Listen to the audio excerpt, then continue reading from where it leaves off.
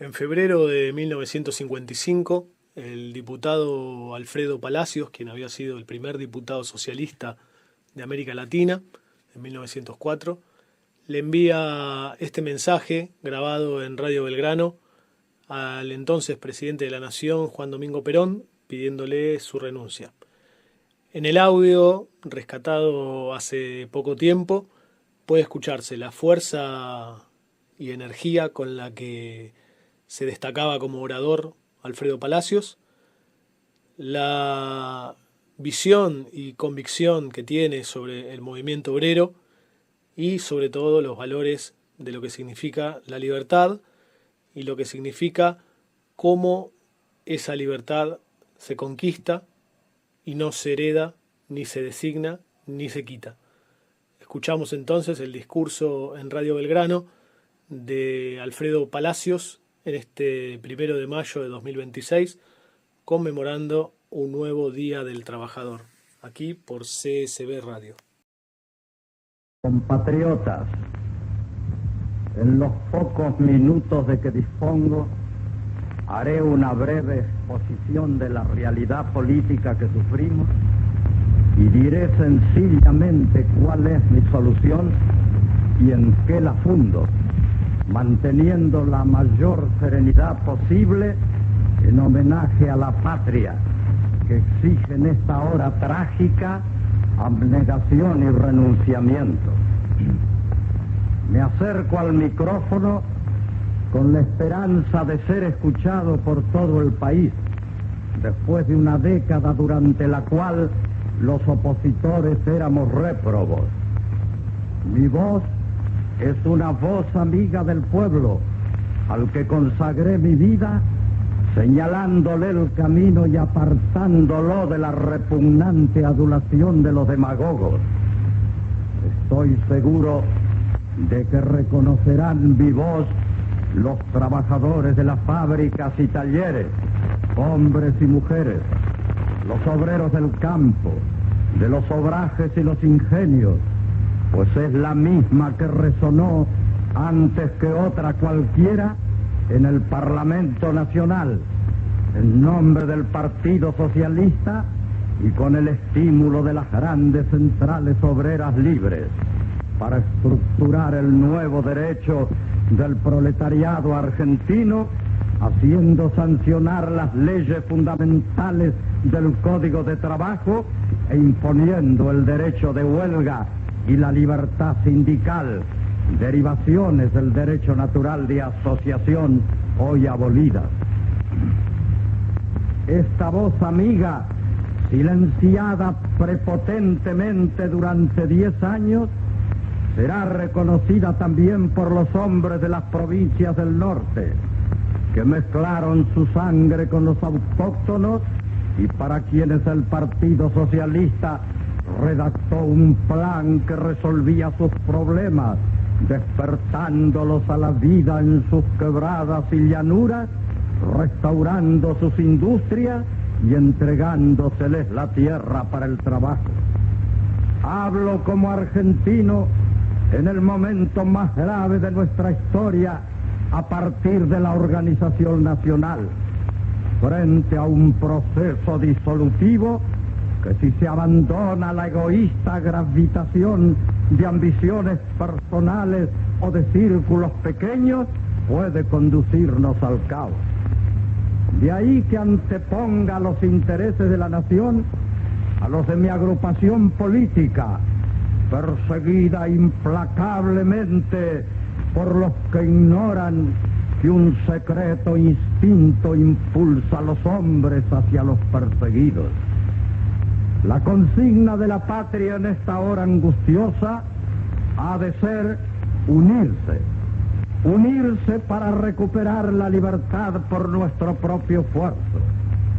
Unir sin menguados propósitos de ventajas personales en un anhelo común a todos los argentinos, dentro de la dignidad, con claros e inquebrantables procedimientos normativos, proclamando el imperio del derecho y repudiando con toda el alma la mentira, significaría salvarnos a nosotros mismos. Después de la tragedia, el país exige el impulso de una fe, de una gran fe, con partidos que no tengan por única finalidad el logro de los puestos públicos y que realicen una acción idealista que sea lección de disciplina, de cultura política y elevación moral.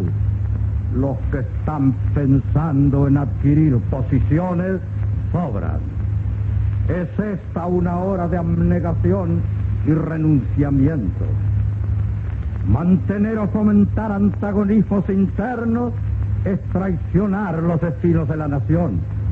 Necesitamos urgentemente la unidad espiritual del pueblo para acometer la gran tarea constructiva que reclama la República y que no podrá verificarse sin la plena vigencia de la Constitución del 53, obra magnífica de la razón y de la historia, que realizó la unidad política de los argentinos, presidió el desenvolvimiento moral y material de la República, permitió la difusión de todas las ideas y sancionó los derechos esenciales del hombre. Tarea ardua de construcción será la nuestra. Hemos vivido desde 1946 bajo un régimen contrario a la Constitución. Hago esta afirmación serenamente, sin odio, fuerza negativa de disolución que no tiene cabida en mi espíritu. Solo repito palabras del general Perón, quien en su discurso último confesó que ha sido jefe de una revolución, que solo ahora la da por terminada para comenzar una nueva etapa de carácter constitucional, que por su propia deliberación pasa a ser presidente de todos los argentinos y resuelve devolver las libertades. Cree que las libertades pueden ser otorgadas o restringidas por la sola voluntad del que manda. Nadie podrá dudar ahora que vivimos aún bajo el imperio de un régimen totalitario, sometidos a la autoridad omnímoda de un hombre que con toda franqueza nos explica su situación. Como jefe revolucionario, debía cumplir sus objetivos y para ello se vio obligado, según sus propias palabras, a suprimir la libertad.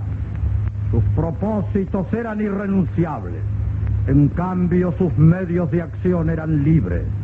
Se consideró por eso autorizado a emplearlos cualesquiera que fuesen, decidiéndose por elegir el que precisamente afectaba en lo más hondo a la dignidad de los argentinos.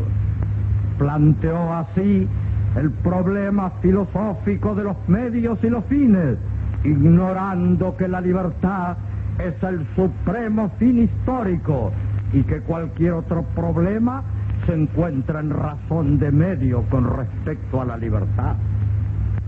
Aplicar medios intrínsecamente malos para alcanzar un fin que se supone bueno, medios técnicos, no medios morales, es subalternizar la política, que debe dignificarse por su contenido ético. Los medios han de ser tan importantes como los fines, porque estructuran la conducta, y si no son claros y limpios, amenguan la pureza de los ideales. El jefe de la revolución nos privó de la libertad para cumplir sus objetivos, y un día, después de la conmoción que agitó todos los espíritus, aseguró que nos dejará actuar con las garantías consagradas en la Constitución. ¿Puede ser esa la solución del problema relativo a los derechos del hombre y del ciudadano que constituyen toda la democracia? No, compatriotas. El jefe de la revolución no podrá solucionar el problema que él mismo ha planteado. Hay una maquinaria de violencia exterior que no podrá desarmar, demostrando así la debilidad interior del régimen. nos ha privado de una cosa sagrada, la libertad. No podemos expresar nuestro pensamiento sin censura previa. En este mismo instante, la policía puede llamar a nuestras puertas, puede allanar nuestras casas, antaño fortalezas construidas por la dignidad y la altivez argentina, hogaño, viviendas despreciables que derriba de un puñetazo cualquier esbirro. Se nos puede encarcelar sin proceso previo. Nuestra correspondencia es violada y los timoratos hablan en voz baja y no se miran de frente sino de soslayo, lo que no siempre es eficaz, pues a veces entre los que nos rodean está el delator, escoria del género humano. Se ha creado una monstruosa concentración de dominio que anula el sistema republicano, haciendo desaparecer la división de los poderes, régimen totalitario que el país resiste, pues los argentinos no tenemos vocación para la servidumbre. A fin de mantener el armazón que ahora se resquebraja, ha sido necesario recurrir al estado de guerra, que está en vigor, máquina neumática, que ahoga toda expresión de vida y convierte en fantasmas a nuestras instituciones libres. Cuando rige la ley marcial, están suprimidas las garantías y los poderes de la Constitución. Según la interpretación judicial, el estado de guerra interno significa el predominio de la autoridad, del régimen y de la jurisdicción militar, medida mucho más grave que el estado de sitio, según el magistrado que denegó los recursos de amparo. El Partido Socialista en 1930, frente a la dictadura que declaró inexistente por bando el orden legal preestablecido, sostuvo que la ley marcial es inconciliable con la norma jurídica. La ley suprema la excluye. Puede imperar como un hecho en presencia del enemigo, pero carece de vida institucional. La Constitución ha determinado las facultades del Poder Ejecutivo en caso de conmoción interior o ataque exterior, que es la guerra misma, pero no ha autorizado a alterar las jurisdicciones ni a desconocer los poderes. Por eso Mitre, el general estadista, dijo severamente, con palabra admonitiva, que los que pretenden aclimatar entre nosotros la ley marcial olvidan la Constitución, desconocen su naturaleza y no recuerdan los antecedentes del pueblo argentino. En síntesis, hoy la libertad depende del comandante en jefe de las Fuerzas Armadas en virtud de los poderes de guerra que ejerce sin que haya guerra. Ha sido menester asimismo para someter al pueblo que se dictaran decretos represivos, llegándose hasta crear el delito de huelga y el de opinión, característicos de los regímenes totalitarios. La Constitución creó un poder ejecutivo fuerte, porque se creyó que así convenía después del despotismo sangriento. El presidente de la República es el comandante en jefe de las fuerzas de mar, tierra y aire de la nación. Tiene a su cargo la administración general del país. Puede vetar las leyes e indultar o conmutar las penas. Pero todo esto pareció poco al jefe de la revolución y se le otorgaron facultades extraordinarias con la subordinación de todos los poderes y la anulación de todas las libertades. El resultado no ha sido halagador. Después de 10 años, observamos que el signo monetario está depreciado y que las reparticiones autárquicas se encuentran en déficit permanente, lo que exige recurrir a las emisiones y a los depósitos. Que los sindicatos o juzgados no pueden evitar que se violen las leyes de 8 horas y sábado inglés, sometiendo a los obreros a un régimen de trabajo a destajo y de horas extraordinarias. Que la obsecuencia se desenvuelve y crece en un ambiente de corrupción. Que las torturas a los presos políticos y a sus abogados se aplican como sistema. Que las universidades han perdido su autonomía y su prestigio, y en las escuelas se deforma la mente y el sentimiento de los niños. Y por último, que acaba de firmarse un contrato concediendo a una compañía extranjera 49.800 kilómetros cuadrados con el derecho exclusivo durante 40 años, prorrogables a su voluntad, de extraer y explotar petróleo, además de construir y mantener aeropuertos, campos de aterrizaje, dentro y fuera del área concedida, lo que significa la entrega de bases a un país extranjero, y sistemas inalámbricos de teléfonos y embarcaderos, amén de otros privilegios que afectan a la soberanía. Tenemos además el recuerdo doloroso de incendios de iglesias, bibliotecas, locales obreros y sedes de partidos políticos, de destrucción de reliquias históricas y de organización de bandas armadas que señalaron las casas de los dirigentes políticos con cruces rojas. Ahora bien, es posible que el técnico militar, jefe de la revolución, que asumió todos los poderes, pueda transformarse como por arte de encantamiento en un estadista, presidente de todos los argentinos, para regir un Estado de Derecho. Los estadistas no se improvisan. Lo digo sin ánimo de molestar a nadie y menos de agraviar. Un técnico militar será siempre un mal gobernante.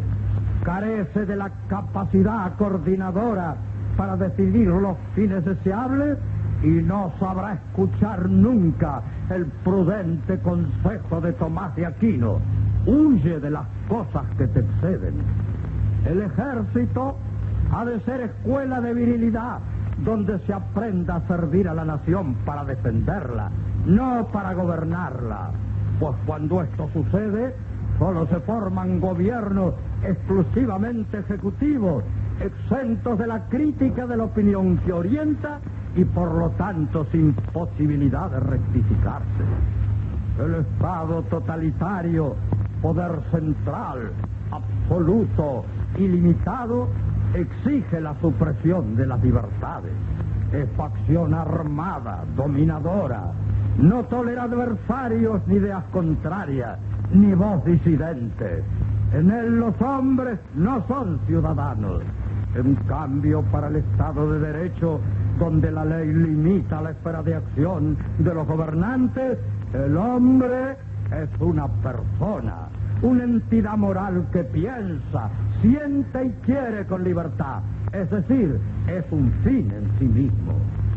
Habría que modificar la frase "el Estado soy yo" por esta otra que impone la democracia: el Estado somos nosotros.